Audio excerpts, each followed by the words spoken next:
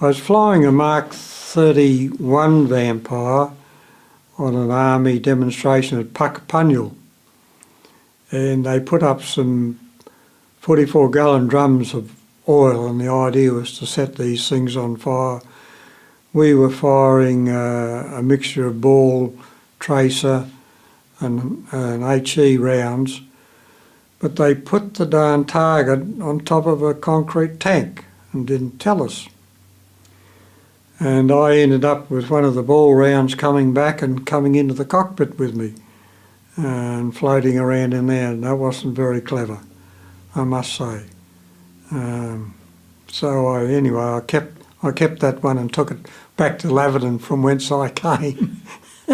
I had another fright with the Sabres actually. I did some gun tests on the Sabre. They found that the front barrel mount was breaking away, so they modified the Sabre and they wanted to test it to see if that cured the problem. And I was loading up, going out to sea from Williamtown, firing a whole binful into the sea, come back, load up and do it again.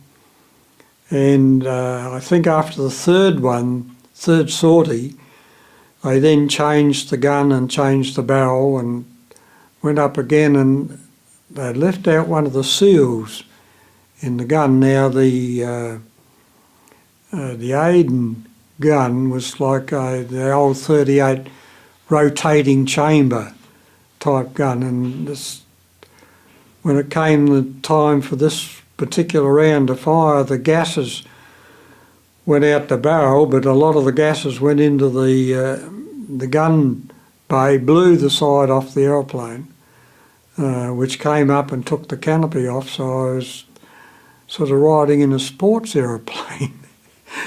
That was a bit hair-raising because I didn't know how much damage had been done, but luckily it was only the canopy and the gun bay door gave way, and the rest of the aeroplane was okay. I did have a more frightening sequence, I suppose, flying in Malaysia. Or it was Malaya in those days, in 1960. And we were flying in formation at 45,000 feet, and I collided with my number one. We're doing a turn, and I thought I was leading, and he thought he was leading, because I had just arrived up there, and the squadron I came from was using a different technique. And I got confused in the techniques, and consequently we both ended up in the same piece of sky. And there wasn't just room for two aeroplanes there. We both had to eject, and both ended up in the jungle. They got me out within about 2 hours, but my number one, he spent all night in the jungle. Well, that wasn't a very pleasant trip. But it showed that the North American eject and seat worked quite successfully, and it saved both our lives. There were two handles on each side of the seat, which you could use either one or you could use them both. You pull up the first handle, which would fire off a bolt through the canopy, and that was meant to disintegrate the canopy. I found that it didn't do that, but I could see two sort of crazed lines coming down, so I knew the perspex was weakened.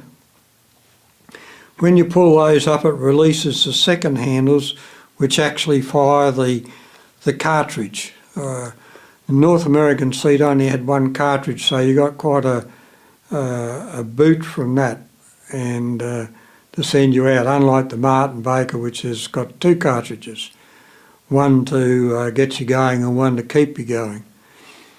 So it's much more severe coming out with the North American. The first sensation I got was the cold, because the temperature at that altitude was minus 82 degrees centigrade, and that was very, very cold. I then lost consciousness and came to much lower down where the air got a bit thicker, and landed in the jungle. So I had a compression fracture of one of my vertebrae, which hasn't done me much good over the years. It's just got worse and worse from a backache problem. But apart from that, I had a few scratches on my arm, on my left arm, and I think I got that through going through the canopy.